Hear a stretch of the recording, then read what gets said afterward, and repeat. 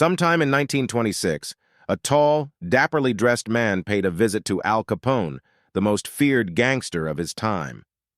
Speaking with an elegant continental accent, the man introduced himself as Count Victor Lustig.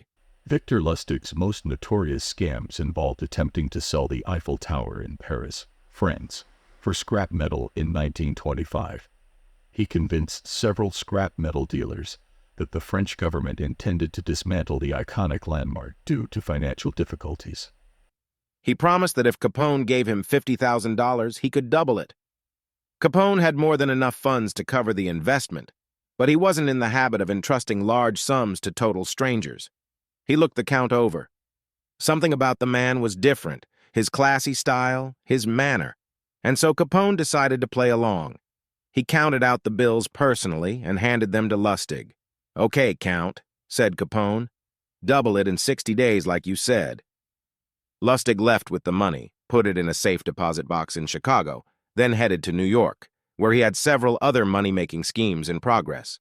The $50,000 remained in the bank box untouched. Lustig made no effort to double it. 2 months later, he returned to Chicago, took the money from the box, and paid Capone another visit. He looked at the gangster's stony-faced bodyguards, smiled apologetically, and said, "Please accept my profound regrets, Mr. Capone. I'm sorry to report that the plan failed." "I failed." Capone slowly stood up. He glowered at Lustig, debating which part of the river to throw him in. But the Count reached into his coat pocket, withdrew the $50,000, and placed it on the desk. "Here, sir, is your money, to the penny. Again, my sincere apologies. This is most embarrassing. Things didn't work out the way I thought they would. I would have loved to have doubled your money for you and for myself. Lord knows I need it. But the plan just didn't materialize." Capone sagged back into his chair, confused. "I know you're a con man, Count," said Capone. "I knew it the moment you walked in here.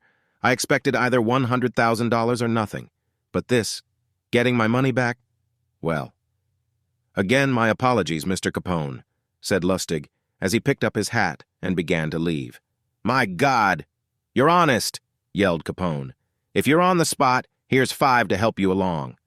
He counted out 5 $1,000 bills out of the $50,000. The Count seemed stunned, bowed deeply, mumbled his thanks, and left, taking the money. The $5,000 was what Lustig had been after all along. Law 12. Use the selective honesty and generosity to disarm your victim. One sincere and honest move will cover over dozens of dishonest ones. Open-hearted gestures of honesty and generosity bring down the guard of even the most suspicious people. Once your selective honesty opens a hole in their armor, you can deceive and manipulate them at will. A timely gift, a Trojan horse, will serve the same purpose.